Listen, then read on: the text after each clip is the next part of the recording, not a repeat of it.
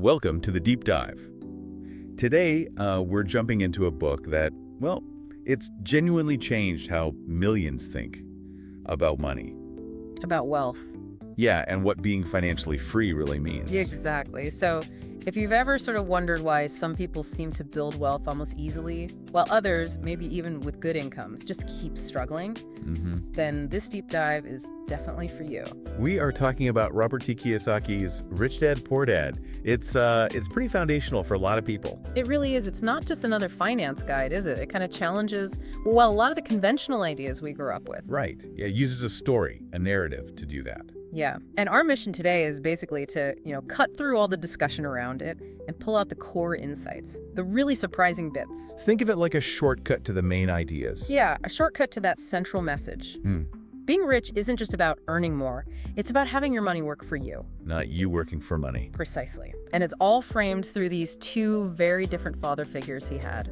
And that framing, that story of the two dads, it's what makes it so compelling, I think. Definitely. It takes these abstract financial ideas and makes them, well, relatable through their different philosophies. So let's get into that, the tale of two dads. Because it really is the foundation, isn't it? It is. First up, you've got his poor dad. Now, this was his actual biological father. Right. Highly educated man, PhD, government job, followed the traditional path. But financially, always seemed to be struggling, despite the education and the steady job. Exactly. He represents that path most of us are kind of encouraged to take, get good grades, get a safe job. And then the complete contrast, rich dad. Yeah, his best friend's father. Less formal education, didn't finish college, I believe. Right. But he was a businessman, very shrewd, and became very wealthy. So these aren't just characters in a story, they're like embodiments of two different ways of thinking about work, money, life itself. Completely different mindsets, and that contrast is where all the lessons come from. Okay, so let's unpack those lessons, those paradigm shifts he talks about. Where should we start? For me, the one about financial education, or the lack of it, Yeah. that really stands out. It's a huge point he makes, that our traditional schooling system, well, it teaches us a lot. Sure, academia, professional skills. Right. But it often completely fails on basic financial literacy, understanding how money actually works. He talks about income, expenses, assets, liabilities, the real basics. Yeah, and he stresses that understanding this isn't just, for accountants, it's fundamental for everyone who wants to build wealth. How money flows, how it grows, or how it disappears. It's like learning the rules of the game before you play. Exactly. And schools just don't teach the rules of the money game, generally speaking. Okay, so building on that foundation of literacy, he then hits you with what many people call the real game changer in the book. Assets versus liabilities. Yes. Now, most people think they know what these are, right? But Kiyosaki's definitions, they're simple, but they really flip things on their head for a lot of folks. They do, because he cuts through all the jargon. Right. For him, an asset is simply something that puts money into your pocket, period. Puts money in. Okay, like what?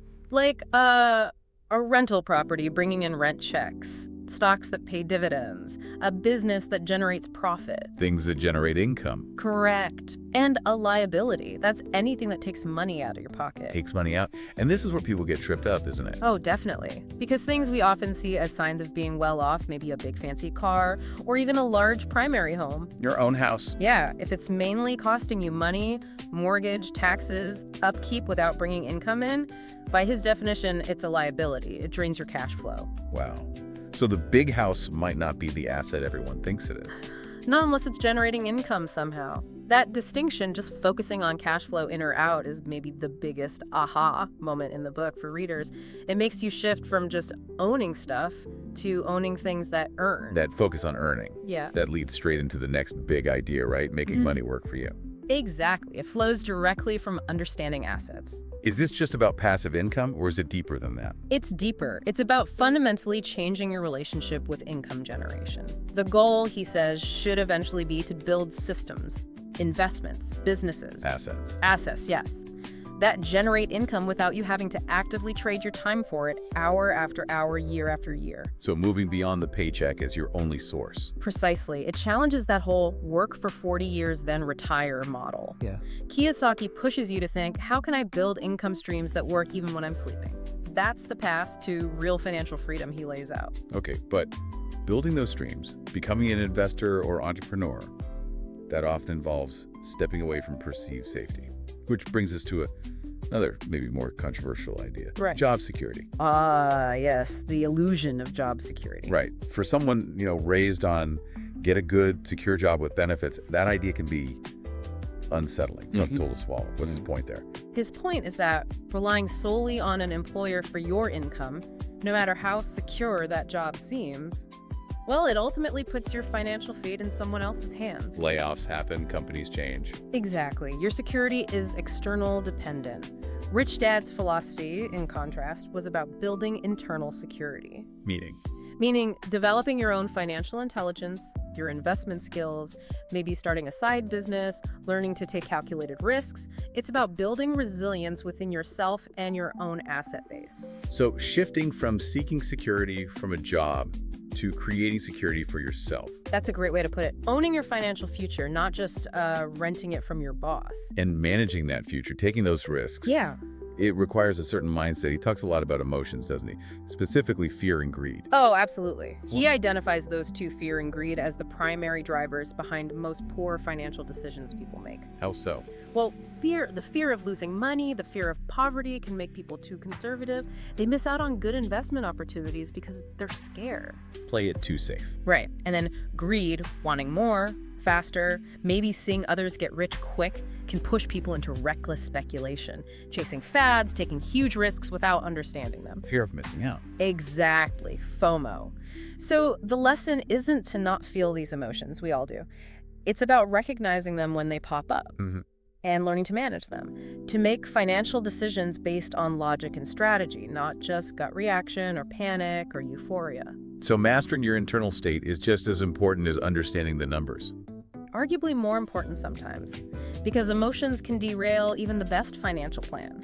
Which brings us to maybe a final key takeaway, the idea of smart work versus just hard work.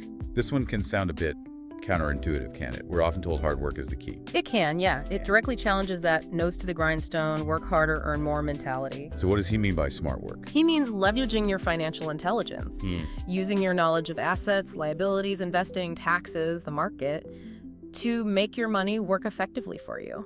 So it's not about being lazy. Not at all. It's about being strategic. It's understanding that putting in 80 hours a week at a job might make you tired, but building an asset that generates income while you do something else. That's working smart. It's about leverage. Leveraging knowledge, leveraging capital. Precisely. It reinforces that core theme. Financial intelligence and strategic action are more powerful for building long-term wealth than sheer effort alone. You need to get off the hamster wheel of just trading time for money. Okay, so let's try and wrap this up. If we distill this deep dive into Rich Dad, Poor Dad down, the big message for you, the listener, seems to be, what? I think it's that achieving real financial freedom, it isn't mainly about your job title or even how much your paycheck is. Right. It's more fundamental. It's about cultivating that financial literacy we talked about, really understanding assets and liabilities in Kiyosaki's terms. And then acting on it. Making smart investments, building income streams. Building things that make money for you so you're not solely reliant on working for money. It's a mindset shift. From employee thinking to investor or owner thinking. Yeah, that's a good summary. Looking beyond just the next paycheck and thinking about building your own financial engine, independent of a traditional job. Okay, so that leads us nicely to our final provocative thought for you to take away. If that goal, that ultimate aim, is to have your money working for you, what's one small thing, one tangible step you could actually take this week? Yeah, maybe just to identify or perhaps even start building your very first true asset, something that puts money into your pocket.